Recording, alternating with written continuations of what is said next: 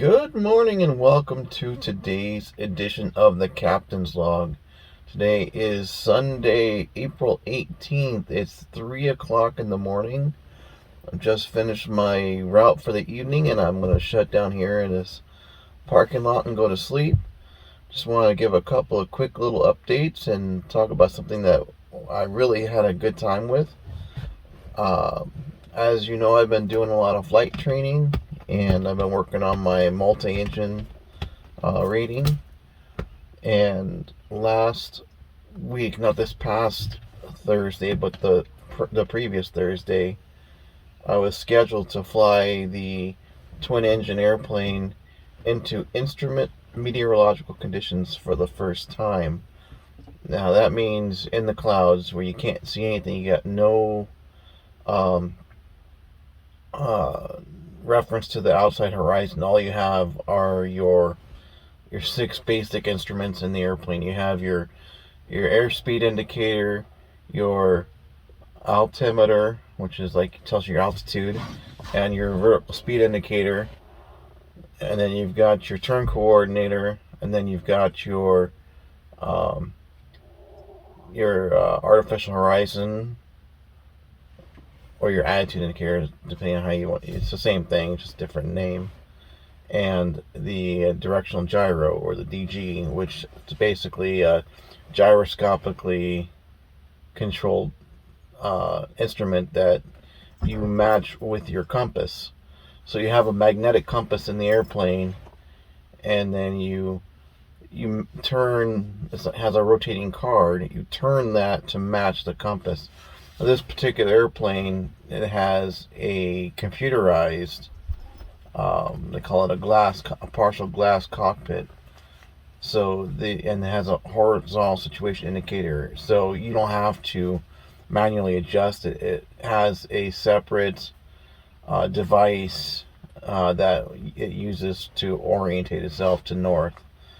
So I get to the airport. I'm all psyched, ready to go. I'm kind of scared because I don't have a lot of experience in the twin.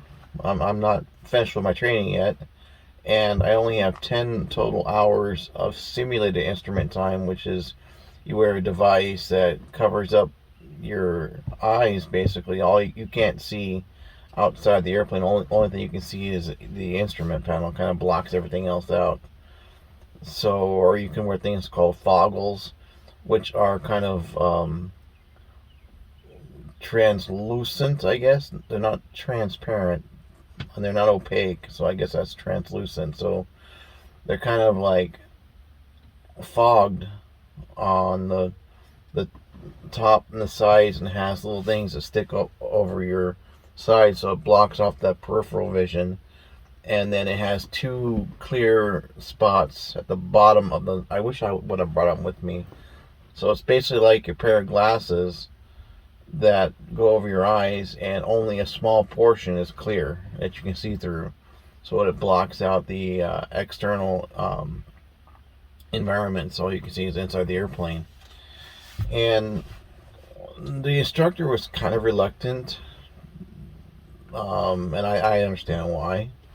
And see what we have happen up here is we've had about a month with about, maybe in the 30-day period, 5 decent weather days, and the rest is low overcast, rain, and like drizzly rain, heavy rain, mist, and some intermixed with some snow. And it's April, so we'd like to start seeing, you know, rain showers, not snow showers. So, April showers bring May flowers, right?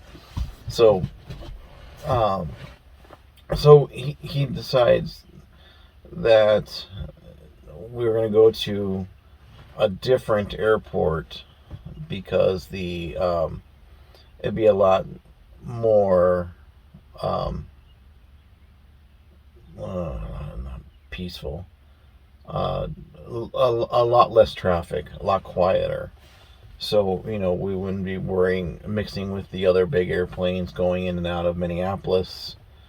St. Paul Airport, which is a big airport. Like anything from Cessnas to jumbo jets flying in and out of there. So we didn't want to go mix around, so we decided to go to a different airport.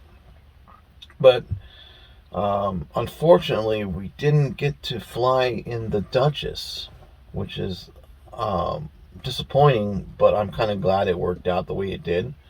Because when I get to the airport, the clerk that handles the airplane checkouts, where you go and you check out the airplane, so you get like the keys and the checklists and things like that. She asked me if the instructor had called me, and I said not yet. I had texted him earlier, but he hadn't said anything recently. So turns out the right hand engine, one of the prop blades got hit by something. We don't know what it was. It could have been any number of things. So whoever was flying the airplane before we were flying it, and I don't know when that flight took place, if it was the same day or if it was, it could have been a week or two before. I don't know. But we've been trying to get in the air, and of course I had all those mechanical problems with the truck, so I didn't have the money to fly, and of course the weather was crap. So we just and the plane was had a leak in the propeller governor, which controls the pitch of the propeller blades, and it was leaking oil. So we were waiting for that to get fixed, and it finally got fixed. The plane was up and running, ready to go, and a chunk, I want to say about the size of maybe a small marble, like maybe it wasn't like a chunk. It was near the edge of the blade was about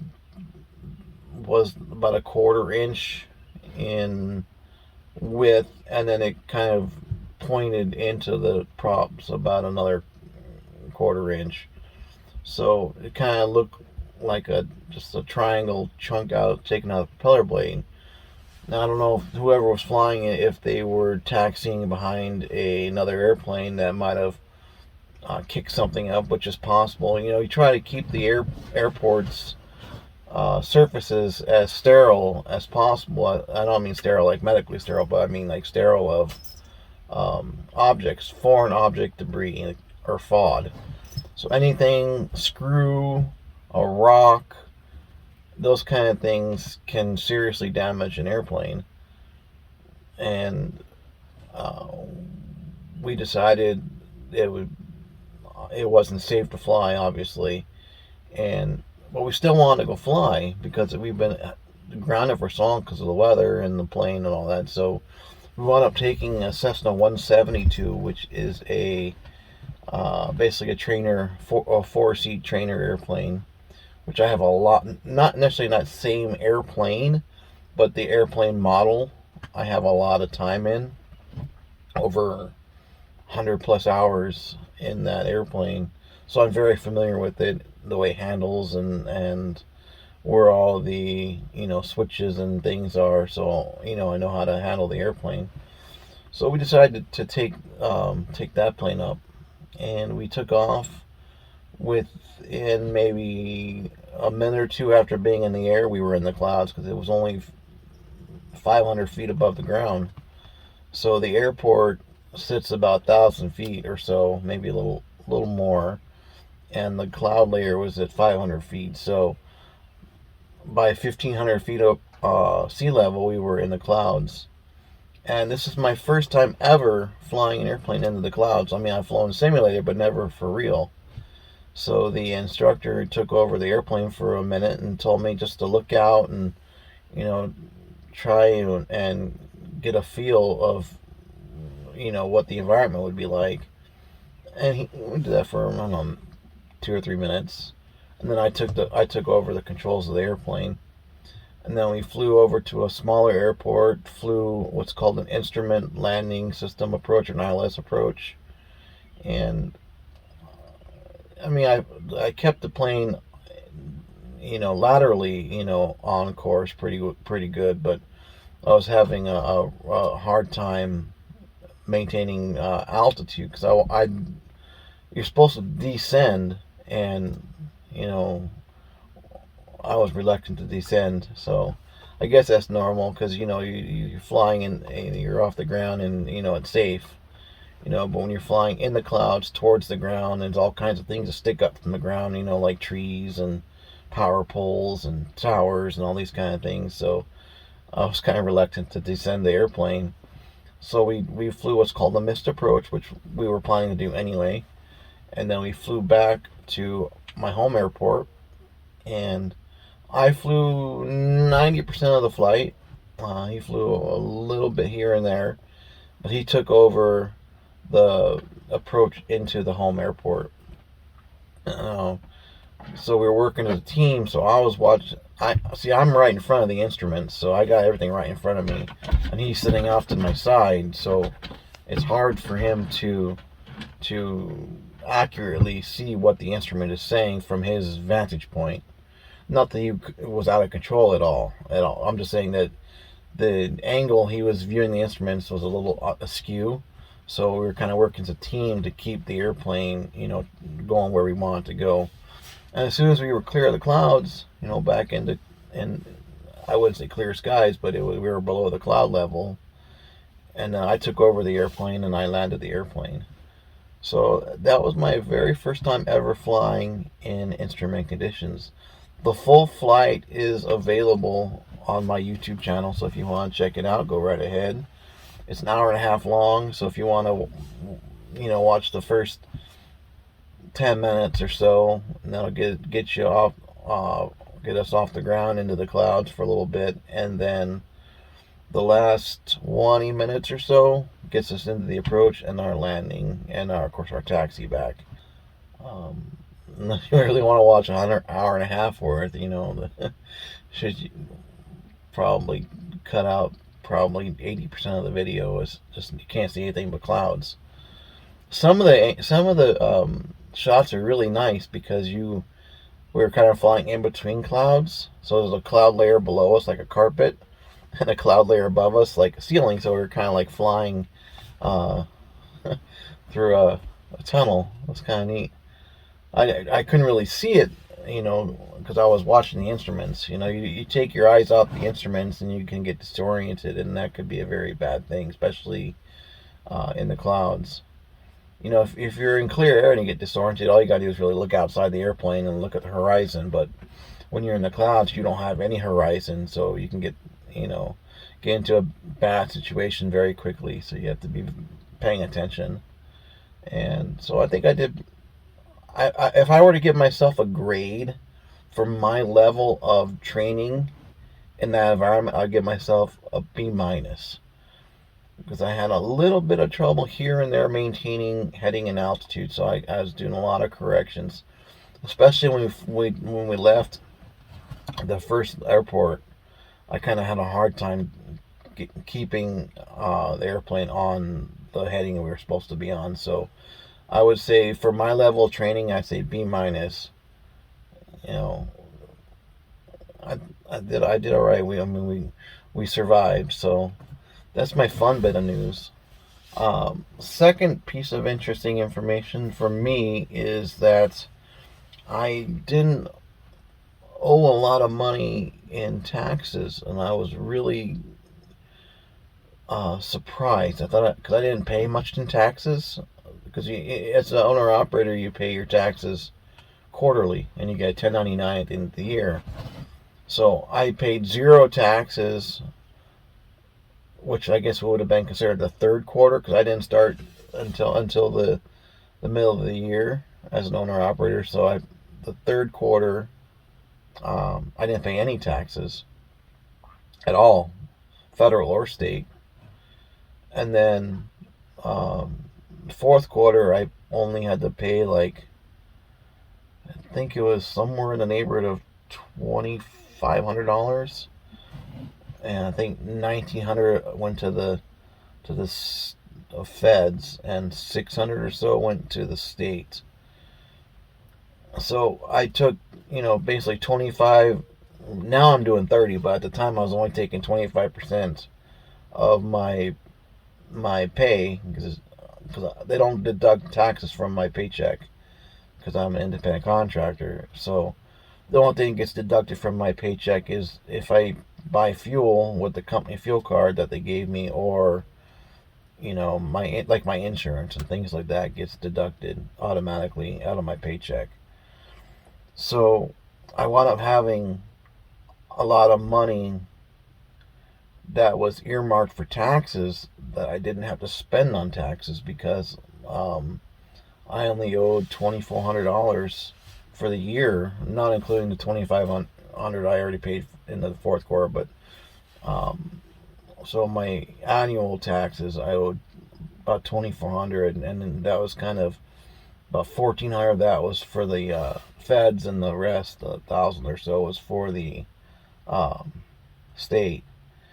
So I had a nice little war chest set aside that I didn't have to use. So what I'm doing is, instead of, because I was talking about before selling my car to like Carvana or Vroom or one of those kind of services, and then buying a little beater car, I had enough to almost, I probably paid 2/3 of it off. I still got about 4,500 left on it. So once that's done, I'm gonna keep the car, and I'll have it paid off before the end of May, probably before the middle of May, if I have a couple of good weeks. And then I got my small business loan to pay off, and then my credit card, and then my student loans. Of course, that's not, I'm paying on them. I don't have to, but I'm doing it because I don't want to get uh, too far behind. Right now, obviously, because of the COVID, they're not charging any interest. So by me paying on them, even though I don't have to, I've got the spare cash. All my 100% of my payment is going to principal. So I'm uh, advancing I don't know if you would consider it amortization, like it for a mortgage. But obviously, when you pay down your principal, the taxes, not taxes, the interest that accrues is only about, um, I'm saying that really poorly. Let me back up and say that again. So the interest that accrues is accruing on the total amount owed. So the more principal I pay off, I mean, the interest rates are the same, but instead of paying interest on $45,000, I'm paying interest on 40,000 or 35 or whatever. So it's gonna save me a boatload of money, if I can just keep punching it like it's one of those, you ever see those punching bags you get when you're a kid? I forget what they call them, but they have like sand or something in the base, and they fill them up with air, and you punch it, and it falls down, and it comes back up. You punch it again, you punch it again. So the harder and faster I punch this thing, the farther it's staying down, or the longer it's staying down. So that's my goal with that.